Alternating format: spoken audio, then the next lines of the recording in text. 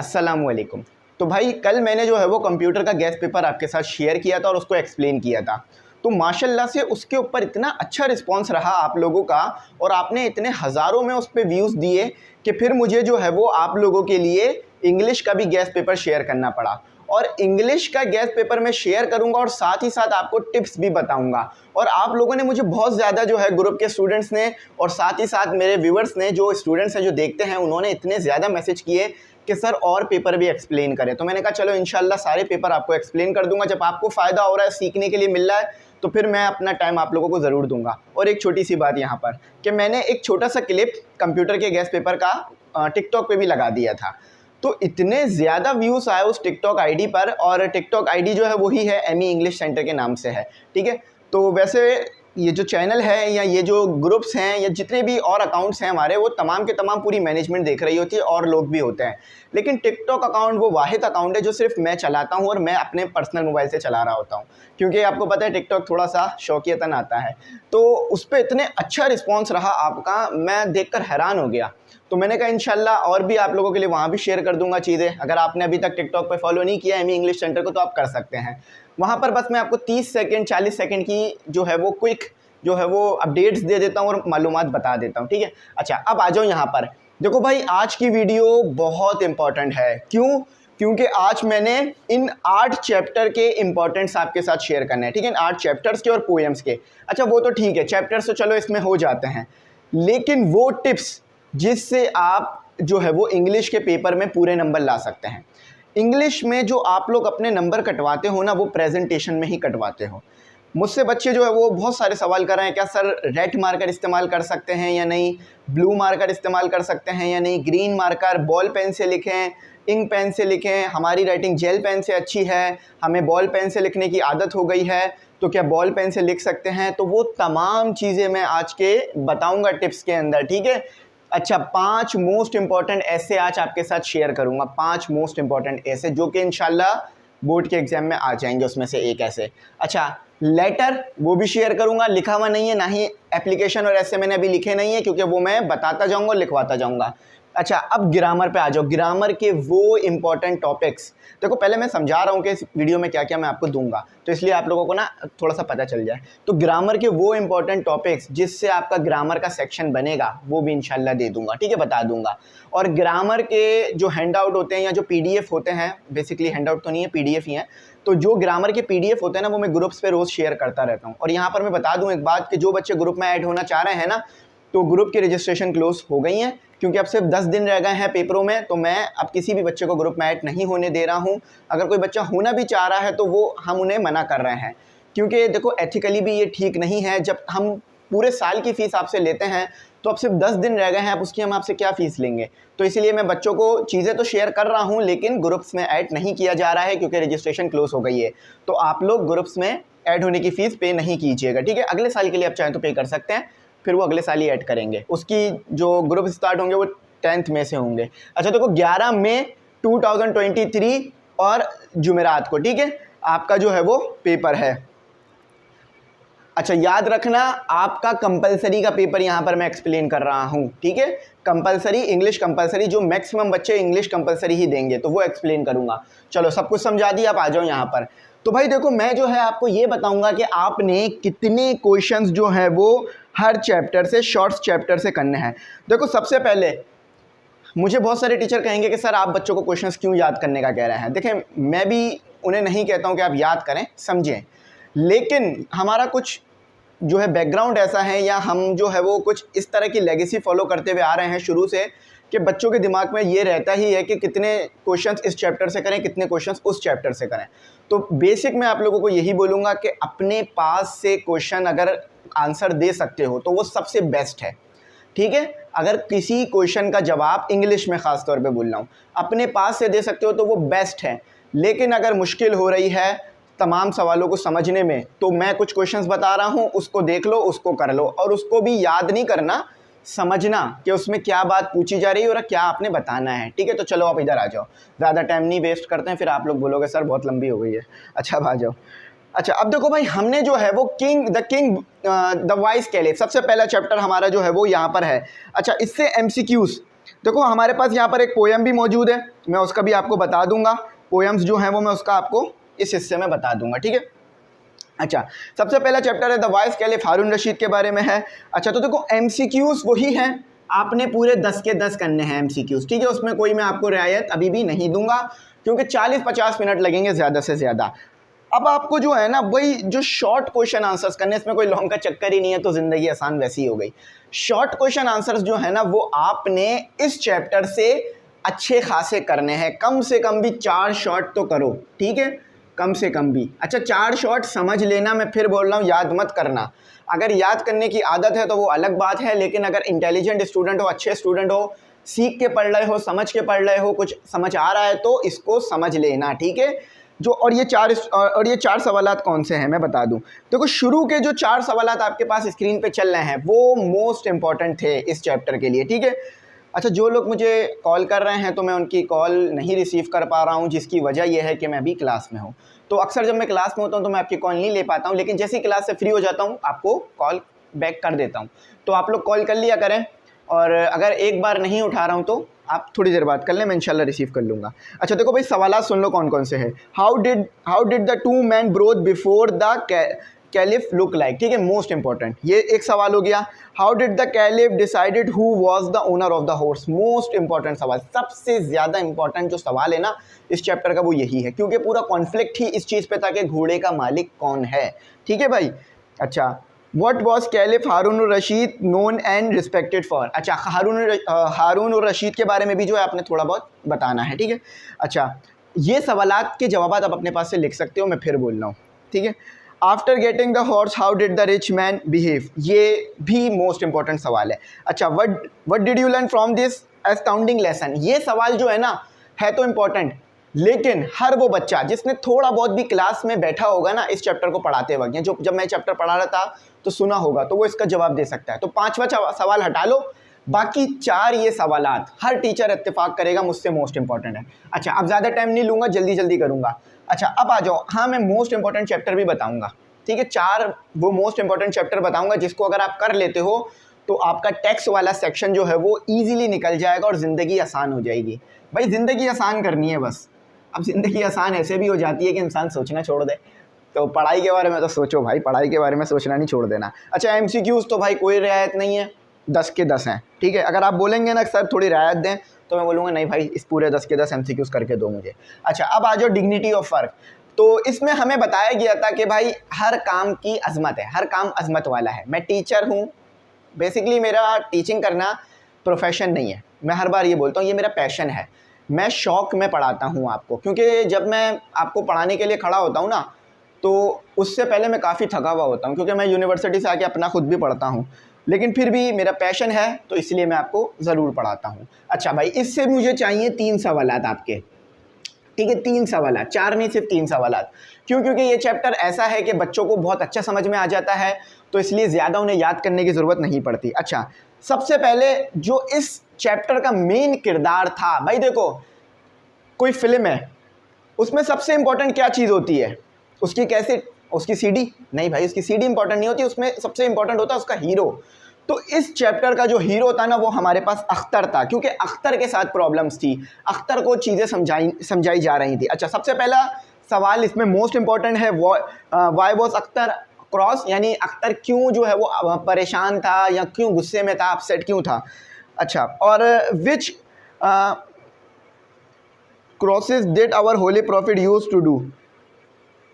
अच्छा, तो आपने ये भी इसमें बताना है, हमारे होली प्रॉफिट सल्लल्लाहु ताला अलैहि वसल्लम के बारे में भी आपने इसमें बात करनी है, और ये सवाल भी इसका इंपॉर्टेंट है क्योंकि अक्सर ये सवाल मैंने देखा है आते हुए। अच्छा, उसके बाद आ जाते हैं हम अपने आखिरी सवाल पर। अच्छा, what is the reason for the quick process of Chinese या चाइना। ठीक है, तो चाइनीज़ चाइना एक ही बात है, चाइनीज़ तरक्की करेंगे तो चाइना तरक्की करेगा, पाकिस्तानी तरक्की करेंगे तो पाकिस्तान तरक्की करेगा। तो अगर यहाँ पर चाइनीज़ की जगह चाइना लिखा हुआ आ जाए ना तो कन्फ्यूज़ नहीं होना, जवाब वही सेम रहेगा। तो आपको पता है चाइना पाकिस्तान का एक बहुत अच्छा दोस्त है, जो कि पाकिस्तान को हर जो है वो मामलात में मदद करता रहता है। तो इसीलिए चाइना से रिलेटेड जो सवाल होते हैं ना पीएसटी में भी, और ख़ास तौर पे इंग्लिश में, और पीएसटी सबसे इम्पोर्टेंट है इसमें, ये बहुत ज़्यादा आते हैं और बहुत ज़्यादा पूछे जाते हैं, क्योंकि लोगों को चाइना की दोस्ती की इम्पोर्टेंस समझानी होती है। तो ये भी चाइना से रिलेटेड सवाल है कि चाइना ने इतनी तेज़ी तरक्की कैसे करी, मतलब इतनी तेज़ी से तरक्की कैसे कर ली। फॉर एग्जाम्पल हम तो देखते रह गए चाइना तरक्की करके निकल गया और हमारे से 1 साल बाद आज़ाद हुआ है, ये आपने सुना ही होगा। तो वो आपने बताना है चाइना की तरक्की का राज। अच्छा देखो, ये वो राज नहीं बता देना कि चाइना के लोग बहुत मेहनती हैं, वो लोग जो है वो हर तरह की डिश खाते हैं, वो लोग जो है वो चाइनीज़ बोलते हैं, ये नहीं बताना भाई। जो चैप्टर में बताया गया ना वो बताना। अगर आपने ये सब कुछ बताया ना तो आपको 0 मार्क्स मिलेगा, ये आप याद रखना, ठीक है। और ये बात अभी मैं टिप्स में बताऊंगा आपको कि आप लोग क्यों अपने नंबर कटवा के आते हो इंग्लिश के पेपर में, पीएसटी के पेपर में, उर्दू के पेपर में, इस्लामिक के पेपर में। आपसे सवाल कुछ किया जा रहा होता है, आप जवाब कुछ दे रहे होते हो। अगर आपको उसका जवाब नहीं भी आता ना तो आप अपने पास से देकर आ जाते हो, तो ये बड़ा मसला है। अच्छा, king Bruce and the spider, ये मोस्ट इंपॉर्टेंट चैप्टर है, ठीक है। ये मोस्ट इंपॉर्टेंट क्यों मोस्ट इंपॉर्टेंट है आपका सवाल होगा। देखो, हर वो चैप्टर जिसमें डायरेक्ट बच्चों को टारगेट किया जाता है ना वो मोस्ट इंपॉर्टेंट होता है। फिर सुन लो, हर वो चैप्टर जिसमें डायरेक्ट बच्चे को टारगेट किया जाता है। देखो, द वाइस कैलिफ इंपॉर्टेंट इसलिए क्योंकि वो पहला चैप्टर है। डिग्निटी ऑफ वर्क इसलिए भी इंपॉर्टेंट है क्योंकि उसके अंदर जो है वो आप लोगों को डायरेक्ट टारगेट किया जा रहा है। लेकिन सबसे ज्यादा जो डायरेक्ट टारगेट किया जा रहा है ना आप लोगों को, वो जो है वो चैप्टर नंबर 3 है, the king Bruce and the spider वाला है। एमसीक्यूज इसके पूरे करना। अब इसमें आपको सिखाया जा रहा है, मकड़ी की एग्जाम्पल देकर आपको सिखाया जा रहा है कि भाई कभी भी हार ना मानो। अगर फेल हो रहे हो तो इसका मतलब सब कुछ खत्म नहीं हो गया, इसका मतलब है कि अब नई शुरुआत करने का वक्त आ गया है, जो गलतियां की थी उसको सुधारने का वक्त आ गया है, ठीक है। और मैंने देखा है कि वो इंसान ज़्यादा सीखता है जो फेल हो जाता है, क्योंकि फिर उसको एहसास हो जाता है अपनी गलती का। और जो पास हो जाता है वो भी सीखता है भाई, ऐसा नहीं वो नहीं सीखता। अच्छा, इससे जो है वो 4 सवालात मुझे चाहिए और वो चारों के चारों जो हैं वो, अच्छा इसमें जो है वो एक क्वेश्चन छोड़ देना जो कि मैं बता रहा हूँ, बाकी सारे कर लेना, ठीक है। वो है question number 3, why did King Bruce think that the spider would not be able to reach its home. तो ये बस एक सवाल छोड़ सकते हो आप, बाकी क्वेश्चन नंबर 1, 2, क्वेश्चन नंबर 4, 5 ये आपने ऐसे कर लेने हैं, यानी ऐसे समझ लेने हैं कि आपको पूरा जो है ये आता हो। और जो है ना ऑथर का नाम भी लिख लेना, ठीक है, याद रखना। अच्छा, एमसीक्यूज आ जाओ। बस आपको पोएम्स में ना 2 चीज़ें याद रखनी होती हैं, सिर्फ ऑथर का नाम, ठीक है, पूरा नाम, मतलब पूरा नाम, और साथ में उसकी एरा भी याद रखना होता है, और सेंट्रल आइडिया जो उसमें बताया जा रहा होता है वो। उसके अलावा क्वेश्चन इसके अलावा आते नहीं हैं, ज़्यादातर बोल रहा हूँ, आते हैं लेकिन कम आते हैं। अच्छा, अब आ जाओ चैप्टर नंबर 4 पर, social media. Social media chapter आपके पास मोस्ट इंपॉर्टेंट नहीं है, इंपॉर्टेंट है, ठीक है। मोस्ट इंपॉर्टेंट मैं नहीं कहूँगा, इसे इंपॉर्टेंट कहूँगा। क्यों इंपॉर्टेंट कह रहा हूँ? क्योंकि भाई सोशल मीडिया तो आपसे डायरेक्ट रिलेटेड है। लेकिन सोशल मीडिया चैप्टर में आपको जो है ना ज़्यादा सवालात याद नहीं करने, बस आपको चीज़ें आती हैं सोशल मीडिया में। आपको मैं पूछूँ ना सोशल मीडिया के नुकसानात क्या हैं, आपको पता है। देखो, ये पेपरों के लिए तो इम्पॉर्टेंट है लेकिन याद ज़्यादा नहीं करना पड़ेगा, इसीलिए कम इम्पॉर्टेंट है। समझ रहे हो ना मेरी बात? फॉर एग्जाम्पल, आपको चोट तो लगी है लेकिन इतनी नहीं लगी है कि आप उसको जो है वो हॉस्पिटलाइज हो जाओ उस चोट को लेके, तो ये बात है। इधर आपको सोशल मीडिया के बारे में पता है, सोशल मीडिया के नुकसानात पता है, सोशल मीडिया के फ़ायदे पता है। मुझसे ज़्यादा आपको सोशल मीडिया का पता होगा कि किस तरह सोशल मीडिया पे अर्निंग की जा सकती है, ठीक है, कमाया जा सकता है। तो सोशल मीडिया का आपको पता है, तो इससे आप 2 क्वेश्चन याद कर लेना, ठीक है। और वो 2 क्वेश्चन जो है वो इसमें भी लिखे हुए हैं, एक बेनिफिट ऑफ सोशल मीडिया और एक डिसएडवांटेजेस ऑफ सोशल मीडिया, ठीक है। जो डिसएडवांटेजेस हैं सोशल मीडिया के वो क्वेश्चन नंबर 4 में गिवन है आपके पास, और जो क्वेश्चन नंबर 5 है वो बेनिफिट्स पे गिवन है। बस ये 2 मोस्ट इंपॉर्टेंट सवालात हैं और आपसे कुछ नहीं पूछा जाएगा। और ये नहीं पूछा जाएगा कि भाई सोशल मीडिया के सवाल में टिकटॉक पे अकाउंट कैसे बनाते हैं, उनको भी आता है कैसे बनाते हैं, ठीक है। ये नहीं पूछा जाएगा फेसबुक में कितने लाइक आते हैं एक वीडियो पे आपकी रोज़ के, कुछ इस तरह का सवाल नहीं होगा। बस बेनिफिट्स और डिसएडवांटेजेस, इससे ज़्यादा कुछ नहीं। अच्छा, आप स्पीक जेंटली, ये चैप्टर, अच्छा मैंने अभी तक आपको ये नहीं बताया कि कौन से वो 3 मोस्ट इंपॉर्टेंट चैप्टर थे जो मैंने बताने थे आपको, जिससे आप पढ़कर जो है वो बहुत तेज़ी में अपने पेपर को पास करेंगे। एक है आपके पास चैप्टर नंबर 1, एक है आपके पास चैप्टर नंबर 6 और एक है आपके पास चैप्टर नंबर 3, और चैप्टर नंबर 4 भी है लेकिन 4 बोल रहा, चैप्टर नंबर 8 भी है, लेकिन मोस्ट इंपॉर्टेंट कैटेगरी में नहीं डाल रहा हूँ मैं। 3 मोस्ट इंपॉर्टेंट चैप्टर बताता हूँ ना, जिसको कर कर बस काम आसान, ज़िंदगी आसान हो जाएगी। तो वो है चैप्टर नंबर 1, वो है उसमें, उसके बाद है चैप्टर नंबर 3, उसके बाद है चैप्टर नंबर 6। ये मोस्ट इंपॉर्टेंट है। एक होता है कंपैरेटिव, एक होता है सुपरलेटिव, ठीक है, और एक होता है पॉजिटिव। तो बाकी सब पॉजिटिव में इंपॉर्टेंट है, और 3 जो मैं बता रहा हूँ ना वो सुपरलेटिव में इंपॉर्टेंट है, यानी बहुत इंपॉर्टेंट, मोस्ट, ठीक है, मोस्ट इंपॉर्टेंट है। तो आ जाओ यहाँ पर, द वाइस कैलिफ हो गया आपके पास, the king Bruce and the spider हो गया, उसके बाद आपके पास हो गया safety measures that can save your life, ठीक है। ये 3 मोस्ट इंपॉर्टेंट है। ये आपको बहुत ज़्यादा सवालात इनके देखने के लिए मिलेंगे, और जब पेपर हो जाएगा ना मैं कंपेयर कराऊंगा। अब आ जाओ आपके फेवरेट सेक्शन पर, टिप्स पर। देखो अभी जो चैप्टर रहते हैं ना उनके मैं बता रहा हूँ, लेकिन मैं थोड़ा टिप्स एक्सप्लेन कर देता हूँ ताकि वो बच्चे जो कि सिर्फ मोस्ट इंपॉर्टेंट चैप्टर के लिए ये वीडियो देख रहे थे तो वो अपनी वीडियो को स्किप कर सकें। देखो मेरा मकसद ये नहीं है कि मेरा वॉच टाइम बढ़े, मेरा मकसद ये है कि आप लोगों की नॉलेज बढ़े, तो जब इतनी मेहनत से सब चीज़ें लिखी हैं। अच्छा अब आ जाओ, वो सबसे पहले तो बच्चे ही पूछते हैं कि वही आपको बताता हूँ, ग्रुप्स के स्टूडेंट मुझसे पूछ रहे थे काफ़ी, तो मैं उनको बताता हूँ। तो ग्रुप के स्टूडेंट मुझसे बार बार पूछ रहे थे कि सर बॉल पेन से पेपर लिखें, जेल पेन से पेपर लिखें, या पॉइंटर से पेपर लिखें, या इंक पेन से पेपर लिखें। पेंसिल से तो किसी ने नहीं पूछा, ठीक है, वो अच्छी बात है। अच्छा, और भी अगर कोई टाइप्स आती हैं पेन की तो भाई वो भी इस्तेमाल कर लेना, उसमें भी कोई मसला नहीं है आपके लिए, वो भी आप इस्तेमाल कर सकते हो। तो पेपर आपने जो लिखना है ना, पेपर आपने लिखना है, किसी भी पेन को आप यूज़ कर सकते हो, उसमें कोई मसला नहीं है, लेकिन रेड बॉल पेन वो यूज़ नहीं करना। पहले बॉल पेन अलाउ नहीं होता था, लेकिन अब जो है वो बॉल पेन अलाउ कर दिया गया कुछ टाइम से।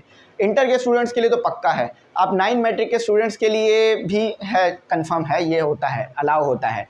लेकिन मैं ज़्यादा यही सजेस्ट करूँगा कि बॉल पेन को अवॉइड करना, ठीक है, क्योंकि उसमें फिर आपके पास मिटाने और फिर वो चीज़ें होती नहीं है, और बहुत उसकी जो है ना पतली राइटिंग होती है बॉल पेन की।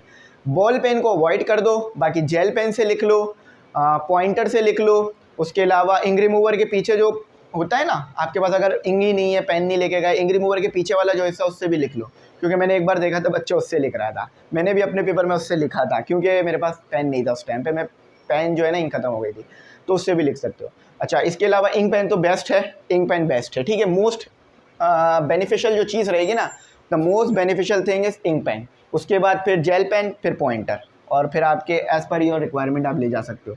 अच्छा, अब आ जाओ रीड बुक। तो देखो बुक तो आपने रीड करनी है अगर अच्छे नंबर चाहिए, और एक चैप्टर को रीड करने में एज अ टीचर मैं बात करूं तो मुझे लगते हैं 2 घंटे, आप स्टूडेंट है तो 3 घंटे, 3 घंटे में आपका एक चैप्टर आपके लिए कॉन्सेप्चुअली प्रिपेयर हो जाएगा। तो सबसे इम्पॉर्टेंट चीज़ जो है ना आपके नंबर अच्छे गेन करवाने में, टेक्स्ट के सेक्शन को ख़ास तौर पे टेक्स्ट की बात करूँ, टेक्स्ट सेक्शन की, तो उसमें जो सबसे मोस्ट इंपॉर्टेंट चीज़ है बुक का रीड करना, बुक का पढ़ना। मैं भी अच्छे नंबर इसी तरह ले पाता था कि बुक रीड कर लेता था। अच्छा, अब आ जाओ यहाँ पर देख लो, ऑर्गेनाइज थॉट्स एंड आइडियाज़। अच्छा, आपको पता होना चाहिए कि आप किस तरह का पेपर जो है वो मेंटेन रखोगे, मतलब किस तरह से पेपर को बनाओगे। फॉर एग्जाम्पल, कुछ बच्चे जो हैं वो पहले शुरू के कुछ पेज बहुत अच्छी जो है वो प्रेजेंटेशन देते हैं, उसके बाद फिर जब उन्हें पता चलता है टाइम हाथ से निकल रहा है तो फिर वो डॉक्टर बन जाते हैं पूरे पेपर पे। तो भाई पेपर में डॉक्टर मत बनना, हाँ इंशाल्लाह आप अपनी ज़िंदगी में बनो, पेपर में कम से कम डॉक्टर ना बनो, क्योंकि जो आपका चेक करने वाला है ना एग्जामिनर, वो कंपाउंडर नहीं है, उसको नहीं पता डॉक्टर साहब ने पीछे क्या लिख के भेजा है। तो वो आप लिखोगे बुरुफिन, वो समझेगा पैनाडोल, तो फिर बुरुफिन के नंबर नहीं मिलेंगे, पैनाडोल के नंबर कट जाएंगे, तो ये हो जाएगा। तो पेपर में डॉक्टर मत बनना, राइटिंग अच्छी रखना शुरू से लेकर। अब देखो अच्छी रखने से मुराद ये नहीं है कि जैसे मैंने लिखा टैक्स, अब आप ऐसे लिख रहे हो TEXT, बेशक ऊपर से नीचे शायद मेरे ख्याल तो ऊपर वाला ही अच्छा लग रहा है, ऊपर वाला ही ज़्यादा ऑर्गेनाइज है। तो इस तरह मत करना कि अपनी जो आपकी आम स्पीड है उसको भी छोड़ रहे हो, मतलब जो आपकी नॉर्मल स्पीड है ना, जो आपकी स्पीड बनी हुई लिखने की, उसी स्पीड पे लिखते जाना और आपको अच्छा टाइम मिल जाता है, तो इसमें इतना राइटिंग का टाइम का मसला नहीं रहता, ठीक है। तो इसलिए टाइम मैनेजमेंट का इसमें नहीं बोला है मैंने आपको। तो आइडिया डिसाइड कर लेना, प्रेजेंटेशन कैसी रखनी है पेपर की, और किस तरह की हेडिंग्स डालोगे। और देखो अगर शुरू में हेडिंग 2 लाइनों में डाल रहे हो ना, तो 2 लाइनों में ही रखना, ऐसा नहीं करना कि अगर सवाल का जवाब नहीं आ रहा तो 3-3 लाइनों की हेडिंगें डालना शुरू कर दी। 3-3 लाइनों की हेडिंग एक्सेप्टेबल नहीं होती, फिर वो समझ जाता है चेक करने वाला आपने कॉपी भरने के लिए जुगाड़ लगाया है, तो ये जुगाड़ मत करना। 2 लाइन की हेडिंग डालना अच्छी सी साफ़ सुथरी, और ज़्यादा उसको मार्किंग वार्किंग मत करना, ठीक है। प्रेजेंटेशन के बारे में बता रहा हूँ। हाँ, जब आपका हो जाए पेपर तो बाद में फिर ब्लैक मार्कर से लाइनें डाल लेना आराम से बैठकर, ऐसा ना हो कि फिर वो जो टाइम था वो कीमती ज़ाया हो जाए। अच्छा, अब यहाँ पर आ जाओ, भाई पेपर ही इंग्लिश का है और अगर ग्रामर ही गलत दे रहे हो, अच्छा ग्रामर की मिस्टेक आप केमिस्ट्री में कर लो या फिजिक्स में कर लो, चल जाती है, कोई नहीं, मसला हो जाता है हल, बात समझ आ जाती है।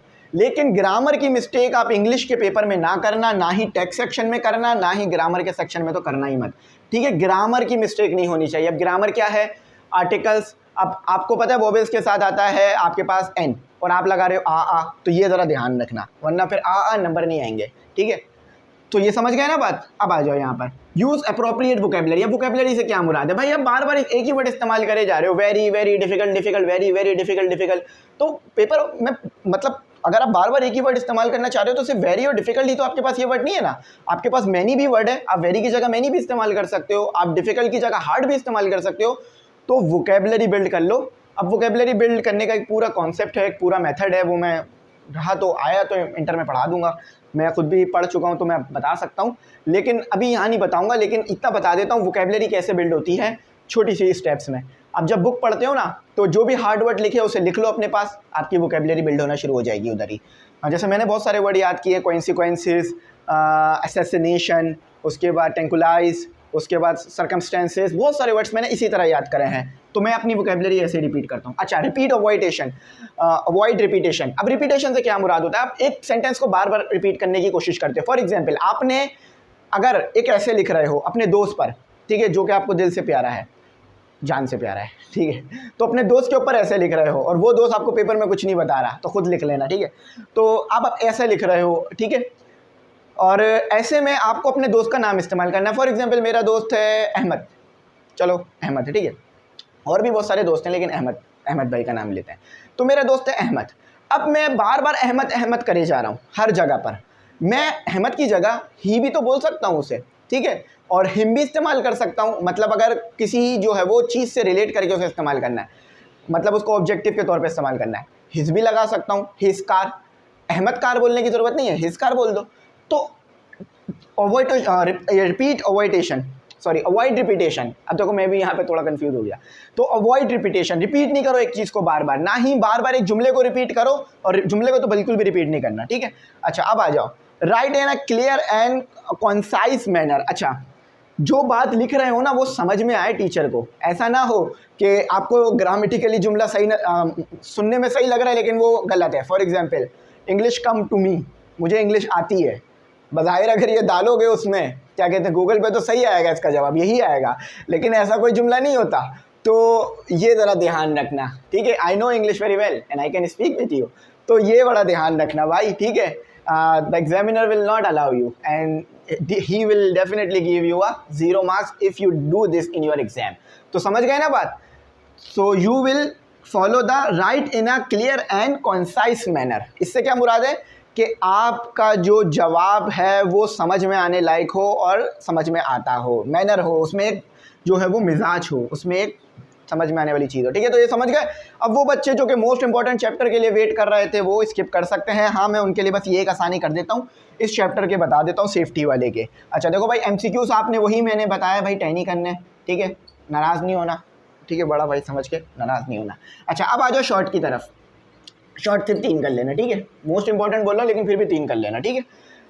तो ये 3, और अच्छा 3 कैसे करना मैं बता देता हूँ, 3 कौन कौन से करने मैं बता देता हूँ भाई। एक जो है वो हेलमेट के एडवांटेजेस और डिसएडवांटेजेस। अब बोलोगे सर 2 सवाल है, नहीं 2 नहीं, एक ही बन जाएगा इसका, ठीक है। वो कह सकते हैं कि आप हेलमेट के एडवांटेजेस बता दें और साथ ही साथ डिसएडवांटेज, तो ये कोई उन्हें मना नहीं है कि भाई सिर्फ एडवांटेजेस ही पूछो या डिसएडवांटेजेस पूछो, वो दोनों भी पूछ सकते हैं, उनको इजाज़त होती है, ठीक है। एक हेलमेट के एडवांटेजेस और डिसएडवांटेजेस, और एक सीट बेल्ट के एडवांटेजेस और डिसएडवांटेजेस, और एक सबसे इंपॉर्टेंट, ट्रैफिक रूल्स क्यों फॉलो करने चाहिए, ठीक है। ट्रैफिक रूल्स क्यों फॉलो करने चाहिए, why will we follow the traffic rules. तो ये 3 सवाल आते हैं, इसको याद रखना, ठीक है। तो बाकी अब मैं आ जाओ चैप्टर नंबर 6 की तरफ आ जाओ। अच्छा हाँ, ऐसे वैसों के लिए भी वेट कर लेना, मतलब एसएस के लिए भी वेट कर लेना, वो भी आपको मैं भी देता हूँ थोड़ी देर में लिख कर, ठीक है। देखो मैं भी आपके लिए एफर्ट दे रहा हूँ ना, आप भी थोड़ी सी एफर्ट दो, वीडियो को देख लो। अच्छा, मैंने कुछ बच्चों को देखा था जिन्होंने ना टिकटॉक बनाकर डाली हुई थी, मतलब वो पढ़ रहे थे और टिकटॉक में हमारा चैनल चल रहा था, तो मुझे देखकर बहुत अच्छा लगा कि उन्होंने हमें जो है थोड़ी कहती वैल्यू दी कि हमें हमारा चैनल पे टिकटॉक बनाई और हमारे चैनल को अप्रिशिएट करने के लिए और हमारी जो है रिस्पेक्ट में उन्होंने टिकटॉक पे वीडियो डाली। तो वो जब मैंने देखी तो मुझे बहुत अच्छा लगा। तो आप लोग भी चाहो तो हमारे चैनल को जो है वो अप्रिशिएट करने के लिए, हमारे काम को अप्रिशिएट करने के लिए जो कि हमने पूरा साल आपके लिए किया, तो आप टिकटॉक पर या फेसबुक पर जो है वो पोस्ट लगा सकते हो, मैं आपको इसकी इजाज़त देता हूँ। हाँ, अगर कभी कभार कोई मुझ पर तनकीद कर देता है, फॉर एग्जांपल कोई मुझे क्रिटिसाइज़ कर देता है मेरी गलती की वजह से या बेध्यानी में हो जाने वाली गलती की वजह से, तो मैं उसको बुरा नहीं मानता हूँ उस चीज़ को। क्यों? क्योंकि मुझे पता है अगर कोई मुझे मेरी गलती बता रहा है ना, तो वो मेरा मोहसिन है, ठीक है, वो मेरा वेल विशर है। तो उसके उस गलती बताने से ना मैं सीखूंगा और फिर वो गलती इंशाल्लाह दोबारा नहीं करूंगा। तो जब कभी आपको भी कोई गलती बताया करे ना, अक्सर मैंने देखा है और मैं ये बात शेयर करूंगा आपके साथ कि मैं आपके साथ एक बात यहाँ पर शेयर करूंगा। ये मैंने यहाँ पर शायद 5 लिख दिया है, तो इसको देख लेंगे। तो मैं यहाँ पर एक बात आपके साथ शेयर करूंगा कि मैंने देखा है कि अगर टीचर ज़्यादा बच्चे को डांटता है ना क्लास में, तो बच्चा जो है वो गुस्सा करने लगता है, अब डिसरिस्पेक्टफुल होने लग जाता है, अनओबीडियंट होने लग जाता है। तो भाई देखो, इस चीज़ का ध्यान रखा करो, टीचर की बात का कभी बुरा नहीं माना करो। अगर गलती से उसके मुंह से कोई बात निकल जाए तो बिल्कुल नहीं माना करो बुरा। लेकिन अगर आपको ऐसा लगता है टीचर को ये नहीं कहना चाहिए था, उसने कह दिया है, तो आप पहले पर्सनली जाके टीचर को समझाओ नहीं, मतलब उसे बताओ, समझाना नहीं किसी भी टीचर को, ठीक है। अगर आपकी बात सही होगी तो मैं आपको बिल्कुल इस बात की गारंटी देता हूँ कि कोई भी टीचर आपको बुरा नहीं बोलेगा, ठीक है। आप बोलोगे मिस या सर आपने ये बोला था, ये हमें अच्छा नहीं लगा, ठीक है। अक्सर हो जाता है, गलती सबसे हो जाती है, मुझसे भी हुई होगी। तो इस चीज़ को बड़ा ध्यान रखा करो, अपने एथिक्स को, अपने मैनर्स को ना हमेशा मोरल वैल्यू दिया करो, उसको सबसे हाई प्लेस पे रखा करो। कभी किसी को ऐसा ना लगे कि आप जो है वो मिसबिहेव कर रहे हो किसी के भी साथ। अच्छा, सोशल मीडिया के सवालात मैंने बता दिए थे, आपके पास 2 ही थे शॉर्ट में, ठीक है, एडवांटेजेस और डिसएडवांटेजेस, ठीक है। अच्छा, इसको लिख लेना, मैंने बता दिया होगा उस वक्त। अच्छा, अब स्पीक जेंटली के आप 2 कर लेना बट, ठीक है।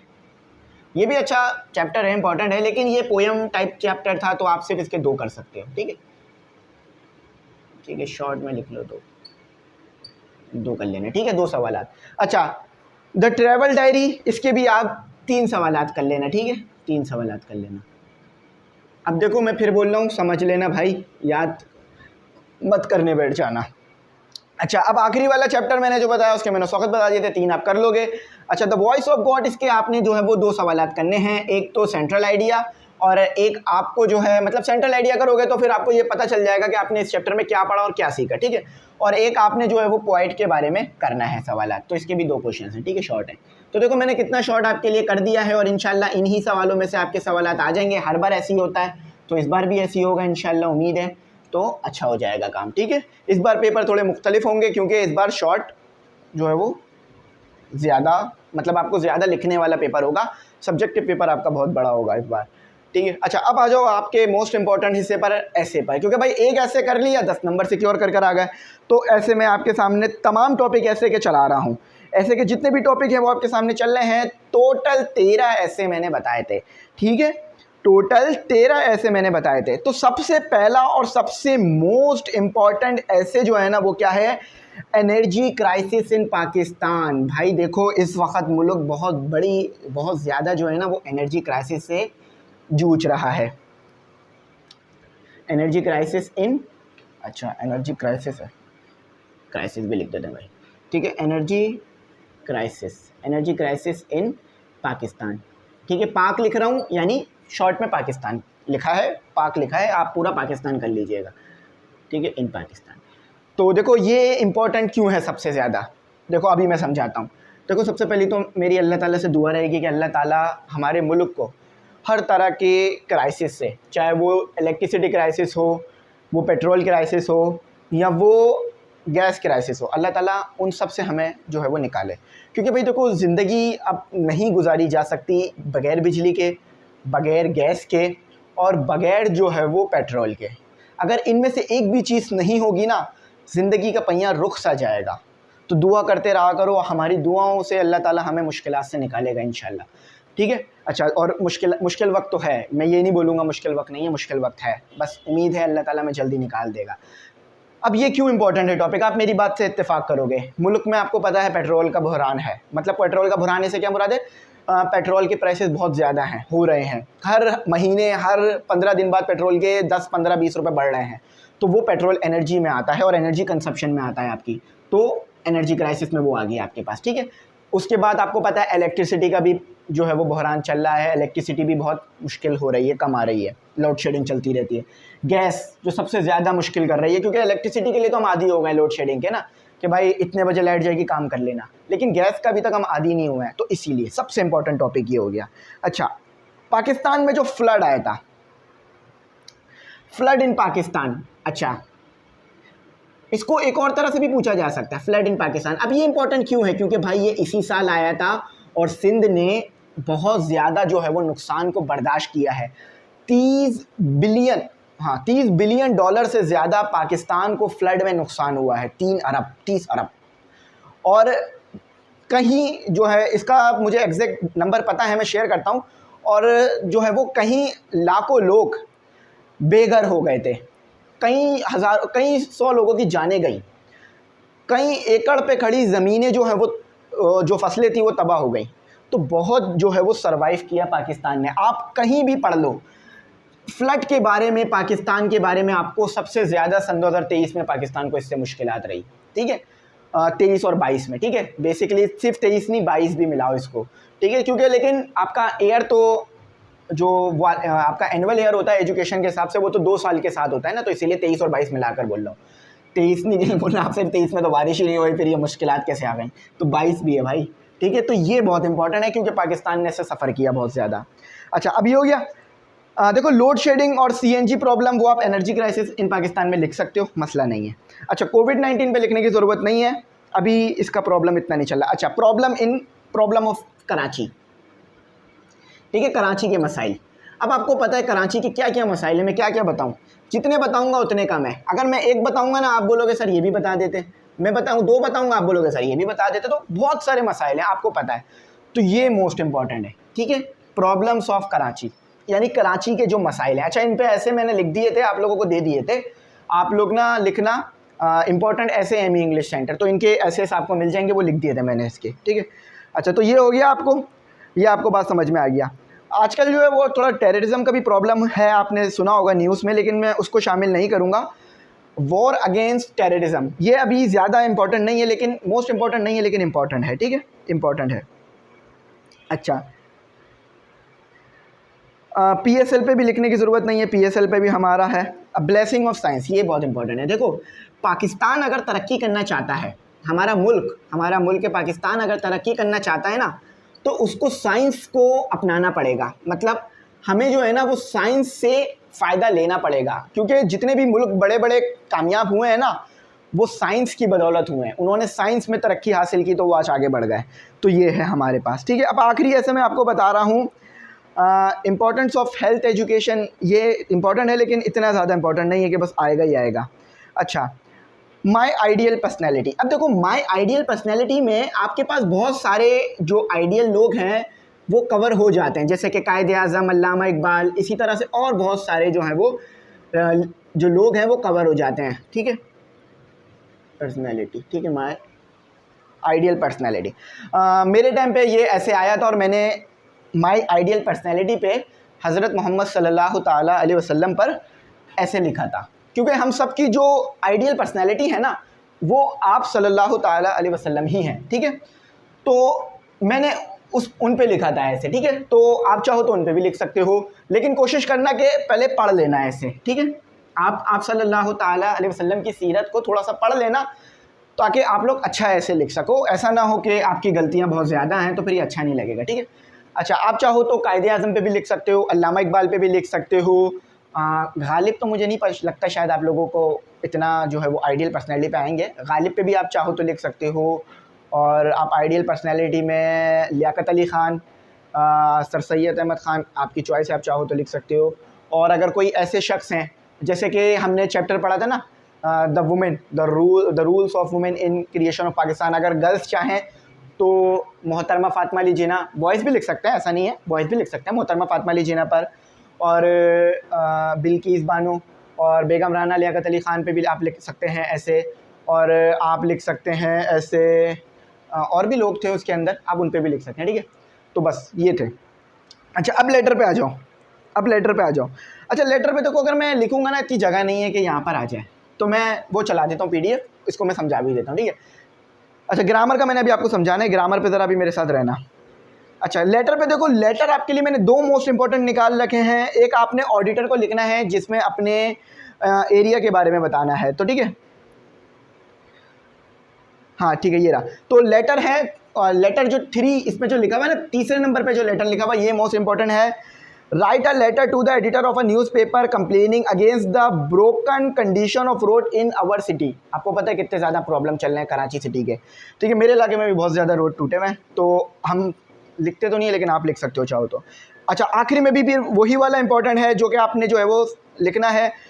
फादर को लिखने वाला लेटर अभी नहीं करते हैं, वो रहने देते हैं, ठीक है। तो ठीक है भाई, ये मैंने बता दिया।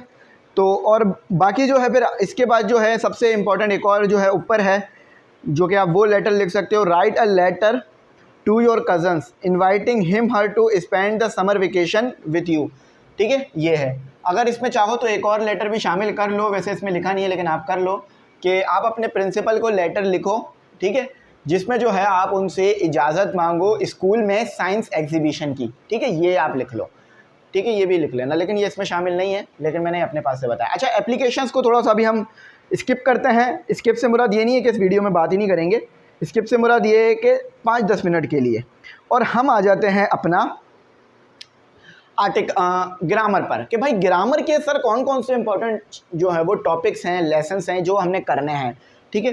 तो सबसे पहला जो ग्रामर का सबसे इम्पॉर्टेंट टॉपिक है ना, वो है आपका आर्टिकल। डू एज डायरेक्टेड में आ जाता है, ठीक है, आपका आर्टिकल्स, ये आर्टिकल्स वो वाले हैं, ए एंड द वाले, ठीक है। अच्छा, उसके बाद आपकी जो है वो प्रेपोजिशन है, ठीक है, प्रेपोजिशन आपने अच्छी सी प्रिपेयर करनी है। ऐसा नहीं हो कि भाई आप प्रेपोजिशन जो है वो नहीं करके जा रहे, पंचुएशन तो ना आए आपकी, प्रेपोजिशन तो बहुत इंपॉर्टेंट है, ठीक है, प्रेपोजिशन ये आपका दूसरा। अच्छा, अब आप बोलोगे सर टेंसेस, हाँ तो भाई टेंसेस इंपॉर्टेंट है, लेकिन पहले टेंसेस लिखने के लिए जो चीज़ें इंपॉर्टेंट होती है वो तो करो, ठीक है। टेंसेस आप स्ट्रक्चर से कर सकते हो, स्ट्रक्चर आपको लोगों को पता है। अच्छा, अब आ जाओ टेंसेस से मैंने वहाँ लिखा ना, तो एक्टिव पैसिव अलग कर लो उसको उससे, ठीक है। एक्टिव में तो आप टेंसेस बनाते हो, लेकिन एक्टिव पैसिव पे ज़्यादा ध्यान देना, वो भी बहुत ज़्यादा पूछे जा रहे होते हैं, ठीक है। Active passive, active and passive, ठीक है, एक्टिव एंड पैसिव भी कर लो, और कंडीशनल सेंटेंसेस भी थे वो भी कर लेना। सिर्फ सुफिक्स प्रीफिक्स बहुत आसान होते हैं, बहुत कम ही आते हैं, तो ज़्यादातर वो जो है वो इस्तेमाल नहीं हो रहे होते हैं। मॉडल वर्ब्स जो हैं वो भी बहुत ज़्यादा इस्तेमाल हो रहे होते हैं वो। अच्छा, पार्ट्स ऑफ स्पीच, ये भी बड़ा इंपॉर्टेंट है, ठीक है, पार्ट्स ऑफ स्पीच आज भी जो है ये ग्रामर के लिए भी इंपॉर्टेंट टॉपिक है। अच्छा, एक दो चीज़ें और शामिल कर लो, जगह कम है लेकिन आपको इंपॉर्टेंट है, मैं यहाँ लिख देता हूँ, ठीक है, उसको यहाँ लिख देता हूँ 6 में। अच्छा, पार्ट्स ऑफ स्पीच के बाद आपके एक्टिव पैसिव हो गए, ये वॉइसेस है, एक्टिव पैसिव वॉइसेस। अच्छा, सेंटेंस करेक्शन भी आपके पास आती है, तो सेंटेंस करेक्शन आपको आनी चाहिए,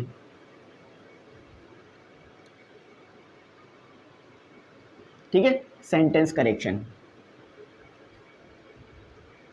करेक्शन आपको जो है वो आनी चाहिए, क्योंकि सेंटेंस करेक्शन जो है वो इम्पोर्टेंट है। अब सेंटेंस करेक्शन जो है वो इस तरह से होती है कि गलत सेंटेंस लिखकर आपको दे दिया जाता है और उसको फिर सही सेंटेंस जो है वो आपसे मांगे जाते हैं, तो सेंटेंस करेक्शन भी जो है वो आपकी आ सकती है, ठीक है। ये ई होता है, ए नहीं होता सेंटेंस में, जल्दी जल्दी में मैं ए को ना ई को ए बनाता हूँ अक्सर। अच्छा, तो बाकी ये ज़्यादातर इंपॉर्टेंट जो आपके टॉपिक थे। अच्छा, डायरेक्ट इनडायरेक्ट, ठीक है, ये भी एक नहीं बहुत ज़्यादा इंपॉर्टेंट है, लेकिन 2-3 MCQs आएंगे अगर आ गए तो, ठीक है। डायरेक्ट एंड इनडायरेक्ट, बस ये कर लेना, आपका जो है वो निकल जाएगा, ठीक है, ग्रामर सेक्शंस आपका इजीली निकल आएगा। तो ये कुछ था हमारे पास। अब हम यहाँ पर वीडियो ख़त्म करते हैं। नहीं भाई टेंशन नहीं लो, एप्लीकेशन तो मौजूद है ना, एप्लीकेशंस भी तो करनी है। तो ग्रामर समझ में आ गई, आर्टिकल है, प्रेपोजिशन है, टेंसेस है, जिसे आप जो है वो प्रेजेंट, पास्ट, अफर्मेटिव, ये सारे, और कंटिन्यूस वाले, परफेक्ट वाले, ये सारे सेंटेंसेस आते हैं, जो कि 12 होते हैं बेसिकली ना, बेसिक 12 होते हैं। अच्छा, एक्टिव पैसिव, बेसिकली आप जो टेंसेस बनाते हो वो एक्टिव में ही बनाते हो, लेकिन फिर पैसिव में उसको कन्वर्ट करने का एक अलग ट्रिक होती है, एक अलग तरीका होता है, वो आपको सीखना होता है, पूरा एक अलग टॉपिक है, ठीक है। पहले टेंसेस सिखाए जाते हैं, फिर पैसिव सिखाए जाते हैं, जिसमें ऑब्जेक्ट पहले आ जाता है। पार्ट्स ऑफ स्पीच, ऐसा नहीं कहूँगा कि ये बहुत ज़्यादा इंपॉर्टेंट है, लेकिन इंपॉर्टेंट है, ठीक है। लेकिन सेंटेंस करेक्शन और डायरेक्ट इनडायरेक्ट सबसे इंपॉर्टेंट है। तो ये कुछ आपके इंपॉर्टेंट टॉपिक थे जिससे आपका ग्रामर आएगा और आपने ग्रामर इससे ही करना होगा। ये इधर ही आपका पूरा पेपर कवर हो जाएगा। अच्छा, अब एप्लीकेशन पे आ जाओ। अच्छा, एप्लीकेशन के लिए जो है वो इम्पोर्टेंट टॉपिक हमने इसमें तो दिए थे। अच्छा, एप्लीकेशंस इसमें नहीं है। अच्छा देखो भाई, एप्लीकेशंस में ऐसे बता देता हूँ करना क्या है। एप्लीकेशंस में ना मैं एक सेपरेट वीडियो भी आपके लिए बनाऊंगा थोड़े टाइम में, जिसमें मैं एप्लीकेशंस आपके साथ इंपॉर्टेंस जो है वो शेयर करूंगा ताकि आप लोगों के लिए आसानी हो जाए। अच्छा, आप एप्लीकेशन जो है वो लिख सकते हो लीव के लिए, ठीक है। आप जो है वो लीव के लिए एप्लीकेशन लिख सकते हो, या आप जो है वो एप्लीकेशन लिख सकते हो कोई ट्रिप के लिए, यानी आप पिकनिक पे जाना चाहते हो। तो ये दो तरह की एप्लीकेशंस आपके पास बहुत ज़्यादा इंपॉर्टेंट होती है। तो मैं उम्मीद करता हूँ आपको यहाँ पर ये चीज़ें समझ में आ गई होंगी। एप्लीकेशन यहाँ पर नहीं है, इसमें शामिल नहीं है, मैं शामिल करवा लूँगा। आप एक लीव के लिए लिख लेना और एक जो है वो एप्लीकेशन लिख लेना किसी हिस्टोरिक प्लेस को विज़िट करने के लिए, ठीक है। तो मैं उम्मीद करता हूँ ये आपको समझ में आ गया होगा। हाँ, ये कुछ आपका पेपर पैटर्न था। इंग्लिश का पेपर पैटर्न एक्सप्लेन करना थोड़ा मुश्किल होता है, लेकिन मैंने अपनी पूरी एफर्ट देकर इसे एक्सप्लेन कर दिया। इसका थोड़ा मुश्किल इसलिए होता है क्योंकि भाई इसमें देखो टेक्स्ट अलग आ गया, ग्रामर अलग आ गया, ऐसे अलग आ गया। अच्छा, पैसेज भी सुन लो। देखो पैसेज मैं नहीं बोलूँगा कि ये आ जाएगा या वो आ जाएगा। पैसेज कोई भी आ सकता है, किसी भी जगह से उठकर आ सकता है। तो अगर आपकी ग्रामर स्ट्रॉन्ग है, आपकी इंग्लिश लर्निंग जो एबिलिटीज़ है वो स्ट्रॉन्ग है, आपकी लर्निंग स्किल्स स्ट्रॉन्ग हैं, आपकी जो है वो राइटिंग स्किल्स स्ट्रॉन्ग है, तो आप ग्रामर को, पैसेज को ईज़िली कर लोगे, ठीक है। वो आपकी थ्रू आउट द आपने जो एजुकेशन एरा जो पढ़ा है ना उस पर डिपेंड करता है, तो वो आपको उस पर देखना पड़ेगा। पैसेज कोई ख़ास जगह से नहीं आता, कहीं से भी आ सकता है, ठीक है। सिनोनिम्स भी उसमें फिर पूछा जाता है। तो ये आपका था। मैं उम्मीद करता हूँ आपको ये पसंद आया होगा। 41 मिनट की ये वीडियो मुझे यहाँ से तो नज़र आ रही है, हो जाएगी ये 42 मिनट की, ज़्यादा टाइम ले लूँगा। अच्छा, अगर आपको गैस पेपर चाहिए हो तमाम सब्जेक्ट के तो आप मुझसे कांटेक्ट कर लेना। मैंने गैस पेपर का PDF का लिंक नहीं दिया है। बच्चे शायद कंफ्यूज हो रहे होंगे कि दिया है लेकिन नहीं दिया है, ठीक है। तो अगर कंफ्यूज हो रहे थे तो मैं उम्मीद करता हूँ समझ में आ गई होगी, क्योंकि मैं गैस पेपर आपके साथ शेयर कर रहा था, चला रहा था, इसलिए मैंने PDF नहीं डाला उसका। बाकी ये है कि ये तमाम चीज़ें आप इसका स्क्रीनशॉट ले लो ताकि आपके पास ये मेमोरी हो जाए, और अगर लिख लोगे तो जिंदाबाद हो जाएगा, मज़ा ही आ जाएगा। तो मुझे अपनी दुआओं में बहुत ज़्यादा याद रखना। Thanks for watching. अल्लाह हाफ़िज़।